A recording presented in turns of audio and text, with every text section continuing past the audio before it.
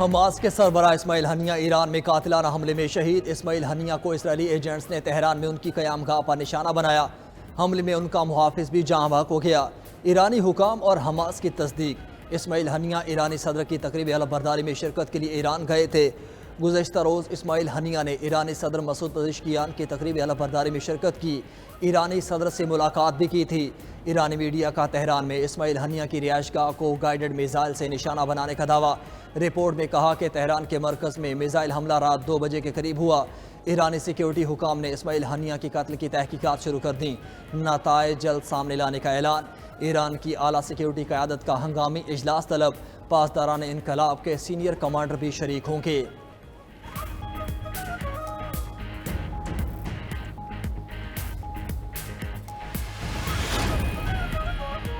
اسماعیل ہنیہ فلسطینی مزاحمت کی علامت۔ فلسطینی کاز کے لیے اپنا سب کچھ قربان کر دیا۔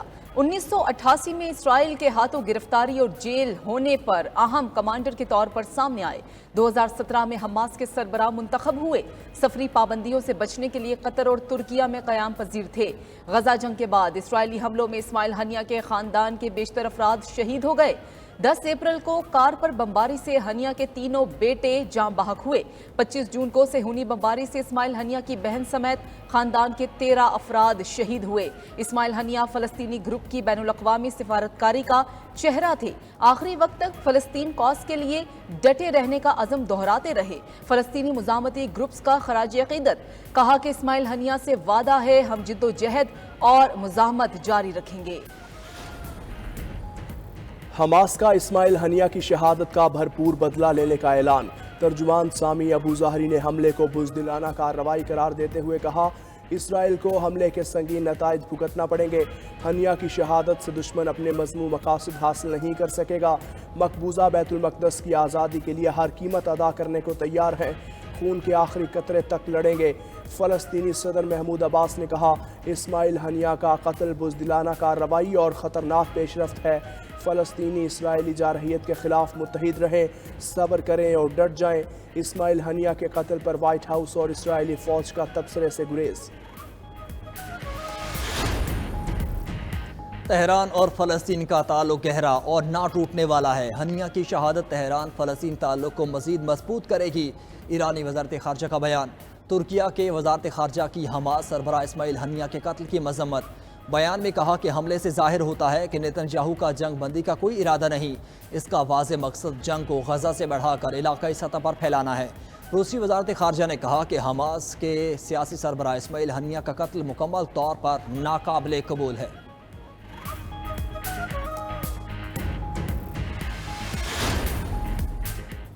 اسماعیل ہنیہ کی شہادت مولانا فضل الرحمان نے جمعہ کو اسرائیل مخالف ملک گیر احتجاج کی کال دے دی۔ سربراہ JUI نے کہا کہ ہنیہ کی شہادت سے فلسطین کی آزادی کی تحریک ختم نہیں ہوگی۔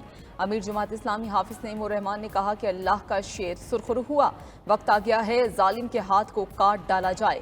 کیا عالم اسلام اب بھی آنکھیں بند کیے اسرائیل کی خاموش حمایت کرے گا؟ علامہ طاہر اشرفی بولے کہ غزہ جنگ کو اسلامی ممالک میں پھیلانے کی کوشش ہو رہی ہے۔ مسلمانوں کو اس وقت اتحاد کی ضرورت ہے۔ سابق سفیر سینیٹر شیری رحمان بولیں کہ ایران میں حملہ واضح پیغام ہے کہ اسرائیل جنگ کو پھیلانا چاہتا ہے۔ سینئر سیاستدان مشاہد حسین سید نے کہا کہ طوفان الاقصی آپریشن کے بعد یہ فلسطینیوں کے لیے سب سے بڑا دھچکا ہے۔ جنگ بڑھنے کا خدشہ ہے۔ دفاعی تجزیہ کاروں نے ایران میں اسرائیل کا حملہ بڑی جنگ کا پیش خیمہ قرار دے دیا۔ برگیڈیئر ریٹائرڈ نادر میر نے کہا اسرائیل نے گریٹر وار کی طرف قدم بڑھایا، اثرات پورے خطے پر پڑیں گے۔ دنیا صرف مذمت نہ کرے بلکہ امن کے لیے سنجیدہ کوششیں کرے۔ دفاعی تجزیہ کار ماریا سلطان بولیں مشرقی وسطیٰ کے لیے مشکل وقت شروع ہو گیا ہے۔ حماس کا رد عمل چھوٹا نہیں ہوگا، جنگ کسی طرف بھی جا سکتی ہے۔ برگیڈیئر ریٹائرڈ بابر علاؤدین نے حملہ سیکیورٹی کے ناکامی اور نئے ایرانی صدر کا بڑا امتحان قرار دیا۔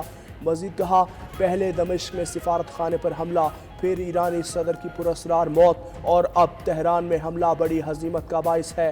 اسرائیل کو بھی سمجھنا ہوگا ایسے واقعات سے حماس ختم ہوگی نہ مزاحمت رکے گی۔ اسماعیل ہنیہ کی شہادت کی اطلاع آتے ہی غزہ، مغربی کنارے اور لبنان سرحد پر جھڑپوں میں شدت۔ احتجاج کرنے والوں پر اسرائیلی فورسز کا دھاوا۔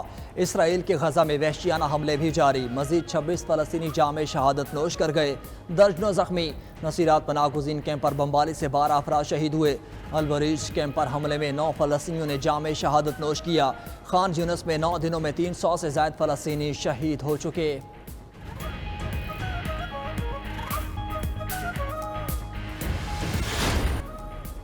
جماعت اسلامی کا مطالبات کی منظوری کے لیے احتجاجی دھرنا چھٹے روز بھی جاری، کارکنان کی بڑی تعداد لیاقت باغ راولپنڈی میں براجمان۔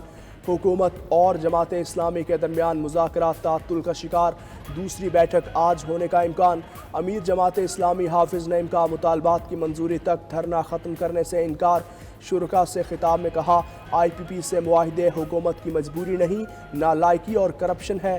اگر کک بیکس نہیں ہے تو معاہدے سامنے کیوں نہیں لاتے؟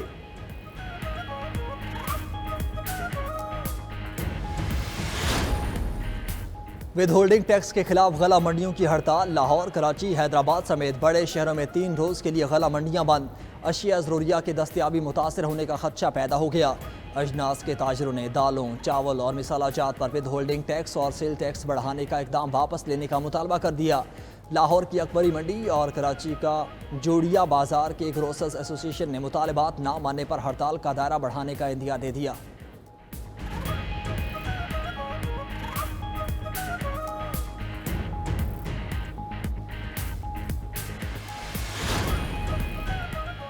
مہنگائی کے ستائے عوام پر ایک بار پھر بجلی بم گرانے کی تیاری، بجلی کی قیمتوں میں 2 روپے 63 پیسے فی یونٹ اضافے کا امکان۔ سینٹرل پاور پرچیزنگ ایجنسی نے درخواست نیپرا میں دائر کر دی، نیپرا اتھارٹی سی پی پی اے کی درخواست پر آج سماعت کرے گی۔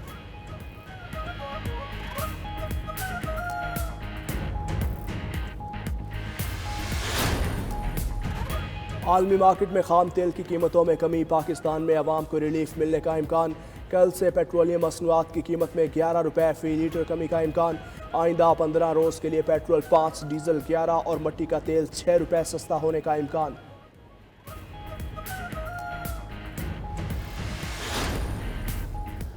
حکومت کا ڈیجیٹل دہشت گردی اور فیک اکاؤنٹس روکنے کی جانب پہلا قدم، پاکستان میں پہلی بار ڈیٹا پروٹیکشن بل تیار کر لیا گیا۔ کسی کی ذاتی معلومات بنا اجازت استعمال کرنے پر سزا، جرمانہ یا قانونی کارروائی کا سامنا کرنا پڑے گا۔ وزارت آئی ٹی کا بل آج سینٹ کی قائمہ کمیٹی میں پیش ہونے کا امکان۔ یورپ، امریکہ، کینیڈا، یورپی یونین، سنگاپور اور ملائیشیا پہلے ہی ایسے قوانین لاگو کر چکے ہیں۔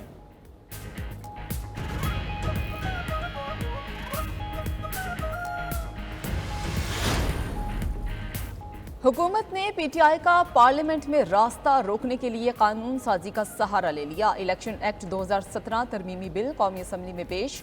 بل کے متن کے مطابق آزاد رکن آئین کے تحت 3 دن میں کسی بھی جماعت میں شامل ہو سکتا ہے۔ الیکشن ایکٹ کی پہلی ترمیم میں کہا گیا ہے کہ کسی سیاسی جماعت سے وابستگی کا اقرار نامہ تبدیل نہیں کیا جا سکتا۔ دوسری ترمیم میں کہا گیا ہے کہ جس پارٹی نے مخصوص نشستوں کی فہرست الیکشن کمیشن کو نہ دی ہو، اس سے مخصوص نشستیں نہیں دی جا سکتی۔